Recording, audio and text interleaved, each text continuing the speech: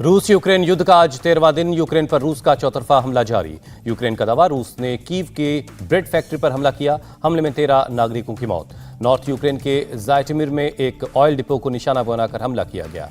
रूस ने जाइटोमिर और कीव में अटैक कर 2 प्राचीन चर्च को तबाह कर दिया है। यूक्रेन के चेर्निहिव में रूसी गोलाबारी से एक चर्च को भारी नुकसान हुआ।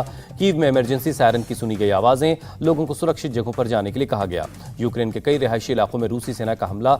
निकोलेव में कई घरों को नुकसान पहुंचा। यूक्रेन के खैरोसॉन में रूसी सैनिकों का हमला जारी है। खैरोसॉन का सबसे बड़ा मॉल तबाह हुआ। यूक्रेन के इज्यूम में एक रिहायशी इलाके में रूसी हमले के बाद आग लग गई। यूक्रेन की राजधानी कीव से सटे टाउन में रूसी फौजों ने multi barrel rocket launcher system से हमला किया। खार्किव के पास रूसी मेजर जनरल के मारे जाने का दावा। चेर्निहिव में रूसी फ्यूल टैंकर्स बर्बाद। यूक्रेनी सैनिकों ने बनाया निशाना। यूक्रेन ने किया दावा, यूक्रेनी सैनिकों ने रूस के 2 और प्लेन मार गिराए। रूसी सेना पर यूक्रेन के फौजों का जवाबी कार्रवाई। एक रूसी हेलीकॉप्टर को मार गिराया। रूसी काफिले को यूक्रेन की सेना ने किया आग के हवाले। रूसी सैनिकों की गाड़ियां हुई तबाह। कीव के पास रूस की सेना पर यूक्रेन ने तोप के गोले दागे। जंग के बीच डूबते जहाज की एक और हैरान करने वाली तस्वीर आई सामने। माना जा रहा है कि डूबता हुआ जहाज रूस का है, जिसे यूक्रेन ने निशाना बनाया था। यूक्रेन के माइकोलीव एयरपोर्ट को कब्जे में लेने का दावा किया। यूक्रेन का दावा, रूसी हमले में 202 स्कूल, 34 अस्पताल और 1500 से ज्यादा रिहायशी इमारतों को नुकसान हुआ। रूस और यूक्रेन में चल रही जंग में अब तक 406 लोगों की जान गई है। यूक्रेन में लोग ले रहे हैं हथियार चलाने की ट्रेनिंग। चेचेनिया के हजारों स्वयंसेवक रूसी सेना में शामिल होने के लिए तैयार हैं।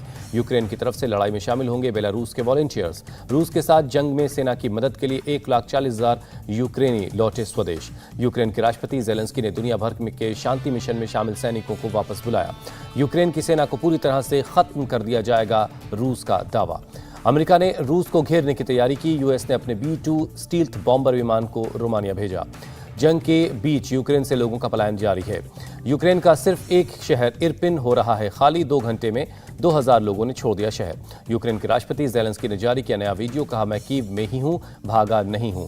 यूक्रेन और रूस में तीसरे दौर की बातचीत में मानवीय आधार पर गलियारा बनाने की बात हुई। यूक्रेन ने शरणार्थियों के लिए रूस या बेलारूस की तरफ से एग्जिट रूट के प्रस्ताव को ठुकराया। यूक्रेन के विदेश मंत्रालय ने मानवीय गलियारों के लिए रूस से तुरंत सीज फायर करने की अपील की। फ्रांस के राष्ट्रपति इमैनुअल मैक्रों ने पुतिन के मानवीय कॉरिडोर के प्रस्ताव को बताया पाखंड। अमेरिकी राष्ट्रपति बाइडेन ने फ्रांस के राष्ट्रपति, जर्मनी के चांसलर और ब्रिटेन के पीएम से की बात। फिर कहा रूस को चुकानी होगी इसकी कीमत। अमेरिका, फ्रांस, जर्मनी और ब्रिटेन ने यूक्रेन को सुरक्षा, आर्थिक और मानवीय सहायता जारी रखने के वादे को दोहराया। ब्रिटेन के पीएम का बयान, पश्चिमी देश रूसी ऊर्जा के निर्यात पर प्रतिबंध लगाने पर कर रहे हैं विचार। रूस से तेल आयात पर रोक लगाने पर राष्ट्रपति बाइडेन ने अभी नहीं लिया है कोई फैसला। अमेरिकी विमान कंपनी बोइंग ने तोड़ा रूस के साथ अपना नाता। अमेरिका के रक्षा विभाग का दावा, सीरियाई लोगों की भर्ती कर रहा है रूस। ब्रिटेन के पीएम बोरिस जॉनसन ने यूक्रेन को 175 मिलियन पाउंड की मानवीय सहायता देने का ऐलान किया। बोरिस जॉनसन ने कहा, पुतिन ने यूक्रेन की क्षमता का कम आकलन किया था, ये साबित हो गया है। रूस पर आर्थिक प्रतिबंध लगाने की तैयारी में न्यूजीलैंड। आईसीजे में सुनवाई के दौरान यूक्रेन के प्रतिनिधि की मांग, आईसीजे जल्द रूस को युद्ध रोकने का आदेश दे।